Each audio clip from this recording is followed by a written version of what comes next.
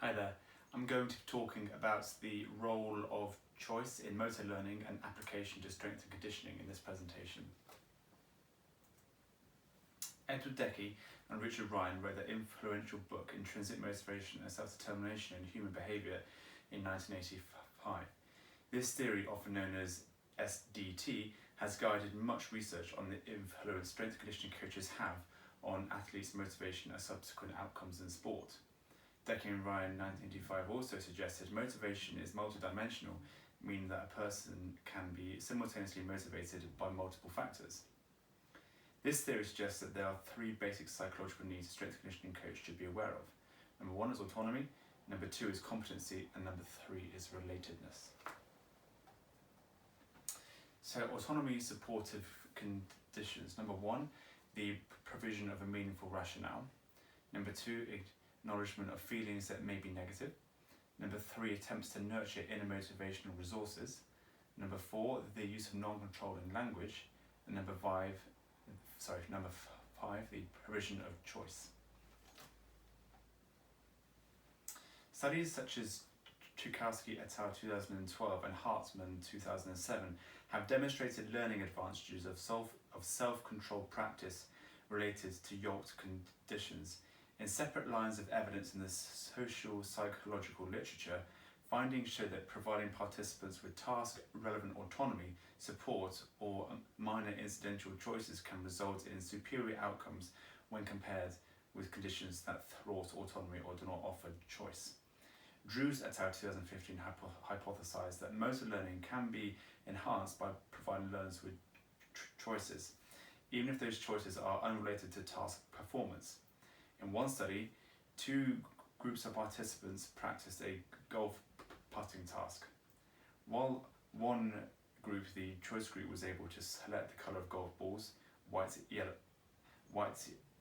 or orange, to be used in each up-and-coming block of 10 trials, participants in the second group, the yoked group, were provided with the same coloured golf balls their choice group counterparts had chosen for them. The results of a 24-hour delayed retention test indicated significantly greater putting accuracy for the choice compared with the yoked group. So Deci and Ryan 2000 said that the opportunity to exercise control over personal actions and factors that influence one's life appears to satisfy a basic psychological need and may be considered a biological necessity. As such, strength conditioning coaches should be mindful of this. Studies such as Langer and Rodin 1976 and Leoty et al. 2010 have consistently shown that learning and motor skills is enhanced when learners are given control over aspects of their practice conditions. From this literature and research, as you can see on the slide, all statements made by these researchers have strongly shown that autonomy has a significantly positive impact on athletes' performance during strength and conditioning training, as well as an individual's ability to learn new motor skills when learners are given control over aspects of their practice conditions. As you see here in more detail, the biopsychosocial model in more detail, which outlines biology, social and psychological needs when considering this. So ways in which to implement choice into strength conditioning training.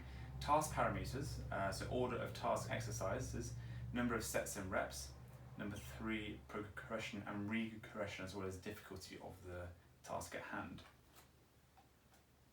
Incidental choice, so choice is something unrelated to the task outcome, such as colours, golf balls. Self-controlled feedback, so feedback frequency, knowledge of results and performance, and timing of feedback after success or failure. That last one is very important because if you get that right in the timing of when you give your feedback, it can really have have a positive influence on the athlete, or negative one depending on how you approach that. Instructions and demonstration, choice in type of a model or instruction and aid, frequency of viewing model, and frequency of receiving instruction. In two studies by Czukowski et al. 2012 and Hartman 2007, Learning to balance on a movable platform was facilitated by holding a balance pole in a horizontal position when the use of that pole was controlled by the learner. Unlike Tchaikovsky et al. 2012, in the pilot study by Hartman 2007, no advantages of using the poles were found for the learning of this task. This contradicts Tchaikovsky et al. 2012, who suggested that having choice over an assistive device can facilitate learning, even if that device in and of itself is relatively ineffective. Benefits of motor learner controlled often called self-controlled practice have also been found for a variety of task-relevant conditions, including the delivery of feedback, augmented task information, assistive devices, movement demonstrations, and even the number of practice trials, which is referenced by Stanley, Patterson, Brainley 2013 and Wolf 2007. A strength and conditioning coach needs to take into consideration the difference in personality type. This is really important as an individual has their own, as each individual has their own requirements and ways in which they learn. If a coach ignores or does not address this, it can have a negative impact on motor learning and ultimately adversely affect training, which is referenced by Trigueros et al. 2019.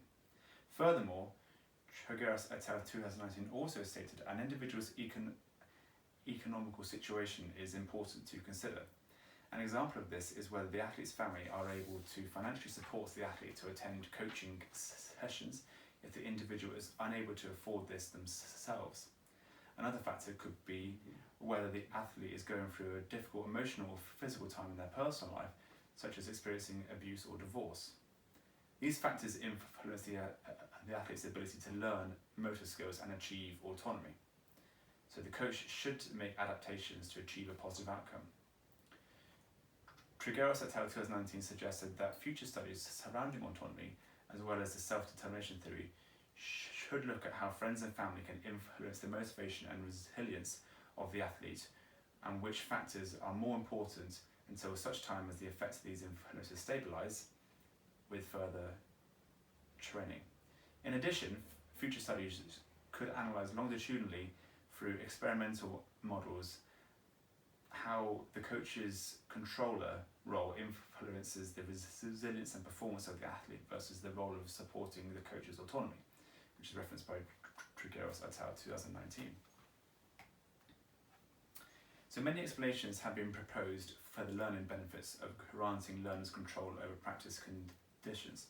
For example, it has been suggested more active involvement of the learner in the learning process promotes deeper processing of relevant information, which is referenced by Janelle et al. 1997, or that it encourages the use of self-regulation strategies within strength and conditioning performance benefits, which is referenced by Burmeister 1984 and Kirschenbaum 1987.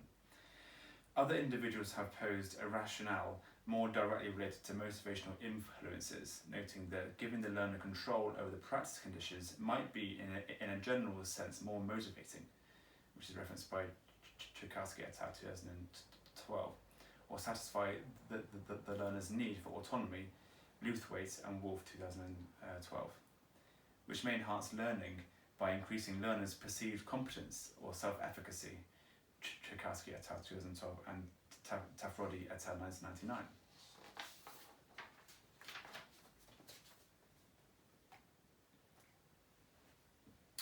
For strength and conditioning, target exercises are a very poor measurement tool for variability in performance, referenced by Fishman 2015. This can lead to arbitrary measurement for statistical analysis, and a numerical score can represent a variety of positions and be misinterpreted. Fishman et al. 2015 has also shown that using one-dimensional scores to assess performance on a two-dimensional task may yield results that are arbitrary and thus difficult for a strength and conditioning coach to interpret the data in a meaningful way. So ways in which target exercises and tasks can be improved. Number one, quantify variability and consistency in the performance, which is key. There is a low uptake in subsequent research, and there's Fishman 2015. and 2D measurements can account for a position of attempt. So additional methodology criticism. Throwing is a complex task in itself. Numerical score ignores kinematic and kinetic variables. For comparison, Zachary et al. 2005. Were these incidental choices really incidental in this study? So the contradiction in autonomy conditions. The way in which the coach instructs the athlete could affect feelings of autonomy through language, which has been previously mentioned. And autonomy benefits of choice negated by study design, which leads to inconsistency to the athlete, could have an impact to the results. It's very important to consider all elements of the study design and ensure that it doesn't detract from the feeling of autonomy created by choice. Tchaikovsky and Wolf 2005. Chogueros et al. 2019 also stated autonomous motivation is related negatively to the thwarting and positively to the satisfaction of psychological needs, as well as autonomous motivation can predict resilience. Assumption of homogeneous personality. Hype choice is always better. Choices are motivating if they correspond to an individual's interests and they're not overwhelming, referenced by Katz and Assur 2007. So, based on the evidence from the references and literature mentioned in this presentation, needs supportive coaching can, if used in strength conditioning, be associated with more positive forms of motivation and better experiences for athletes. Preliminary data suggests strength conditioning coaches can learn to effectively apply needs-supportive coaching principles to improve the desired outcomes. Specific points to consider include: number one, focus on the athlete's education to give them basic tools for making empowering choices about their training, which should enhance adherence. Number two, exploring opportunities for choice through goal setting and congruence with the athlete's meaningful activities. Number three, ensuring language style / choice is also autonomy supportive and not contradictory. Number four, in cases of poor progression, consider disposition / preference style and change approach. Number five, provide choice. Athletes making decisions about some aspects of their training session. Number six, provide a rationale for tasks, limits and rules, explaining the reasons behind key strength and conditioning coaching decisions. Number seven, inquiring about and acknowledge athletes' feelings, getting to know the athletes as people first and the athletes second. Acknowledging that some training drills may be repetitive or tedious as well is also important to consider. Number eight, looking at how friends and family can influence the motivation and resilience of the athlete. Number nine, promote athlete responsibility, allowing athletes to create and deliver a training exercise or drill. Number 10, provide non-controlling competence feedback, having constructive feedback that is a solution focused rather than a problem focused. 11, avoiding guilt-induced criticisms and controlling statements, providing critiques that focus on the behaviour, not the athlete's character. And lastly, limit ego involvement, encouraging the athletes to improve their own performance, avoiding intra-team rivalries and social comparisons. So finally, if strength and conditioning coaches are able to consider and design a training program which encompasses the role of choice in motor learning, it is likely to result in a more successful training outcome overall. Thank you very much.